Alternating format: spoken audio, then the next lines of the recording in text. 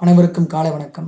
இன்னைக்கு திங்கட்கிழமை ஜனவரி 20 அமெரிக்க இயற்பியல் அறிஞர் David Morris Lee isotope helium 3n superfluidity குறித்து கண்டறிந்த நோபல் பரிசு பெற்ற இயற்பியல் அறிஞரான டேவிட் மோரிஸ்லி பிறந்த தினம் என்று.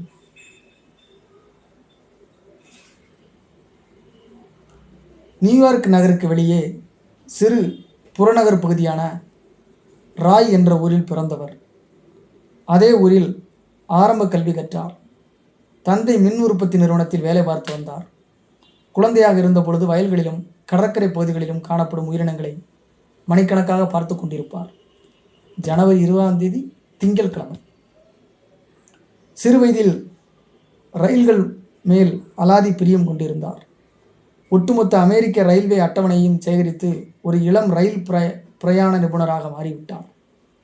வானியல் ஆராய்ச்சிகளிலும் மிகவும் ஆர்வம் கொண்டிருந்தார். சொந்தமாக வானிலை அறிக்கை பதிவேட்டையும் பராமரித்து வந்தார்.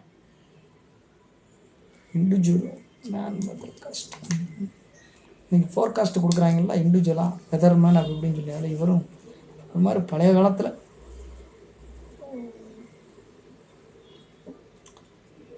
20ஆம் நூற்றாண்டு தொடக்கத்திலே இந்த மாதிரி அவர் கண்டுபிடிச்சிருக்கிறார். சர் ஜேம்ஸ் ஜீன்ஸ் எழுதிய தி மிஸ்டீரியஸ் யூனிவர்ஸ் என்ற புத்தகத்தை படித்தார். அதுதான் இயற்பியலில் இவருக்குள் இருந்த ஆர்வத்தை தூண்டிவிட்டது. 1952 அமெரிக்க இராணுவத்தில் 22 மாதங்கள் பணிபுரிந்தார். ஹார்வர்டு பல்கலைக்கழகத்தில் பட்டம் பெற்றார். இயற்பியல் ஆய்வுகளில் இறங்கினார். ஒரு பேராசிரியருடன் இணைந்து காக்கி ராஃப்ட் மற்றும் வால்டன் ஆக்சிலரேட்டருக்கான அயனியாக்க பாதை கட்டுப்பாடு சர்க்யூட் அமைப்பதுதான் இவரது முதல் ஆய்வு. கனெக்டிகட் பல்கலைக்கழகத்தில் பேராசிரியர் சார்லஸ் ரெனால்டு உடன் சூப்பர் ஃப்ளூயிடு திரவ ஹீலியம் குறித்து ஆய்வு நடத்தி வந்தார். ஏல் பல்கலைக்கழகத்தில் இயற்பியலில் டாக்டர் பட்டம் பெற்றார்.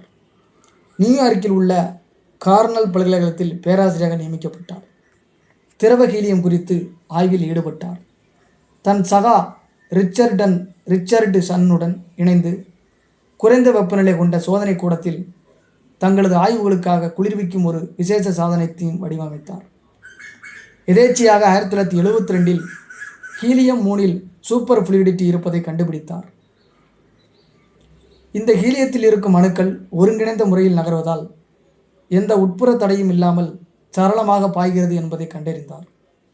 இந்த நிலையில் இருக்கும் ஹீலியம் 3 குவாண்டம் இயக்க முறை விதிகளின்படி செயல்படுகிறது என்பதை இந்த குழு கண்டறிந்தது.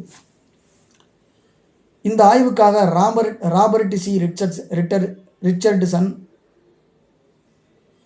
மற்றும் டாக் ஓஷரோஃப் ஆகியோருடன் கூட்டாக இணைந்து 1996 நோபல் பரிசு வாங்கியிருக்கிறார். இயற்பியலுக்கான இயற்பியல் நோபலர். இவரது ஆய்வுகள் திரவங்கள், திடப்பொருட்கள் மற்றும் சூப்பர் ஃப்ளூயிடு ஹீலியம், 4 மூலக்கூறு ஹீலியம், 3 மூலக்கூறு ஹீலியம் மற்றும் 2 கலந்த இதெல்லாம் சேர்த்தா சூப்பர் ஃப்ளூயிடு ஹீலியம் தொடர்பான எண்ணற்ற விஷயங்களை உள்ளடக்கியவை. நோபல் பரிசு தவிர அமெரிக்கன் பிசிக்கல் சொசைட்டியின் ஆலிவர் பக்லே விருது உட்பட விருதுகளையும் வென்றுள்ளார். உலகின் பல்வேறு அறிவியல் அமைப்புகளிலும் இவர் உறுப்பினராக செயல்படுகிறார். தற்பொழுது 78 வயதிலும் டெக்சாஸ் AM பல்கலைக்கழகத்தில் இயற்பியல் மற்றும் வானியல் துறை பேராசிரியராக பணியாற்றி வருவதோடு தனது முன்னாள் ஆய்வு குழுவினரோடு இணைந்து ஆராய்ச்சிகளிலும் ஈடுபட்டு வருவதாக சொல்லப்படுகிறது. மற்றும் உயிரோடு இருக்கிறாரா என்பதை நீங்கள் உறுதி செய்து கொள்ள வேண்டும். கிட்டத்தட்ட 1900 20ஆம் நூற்றாண்டு தொடக்கத்திலே பிறந்திருக்கிறாரு.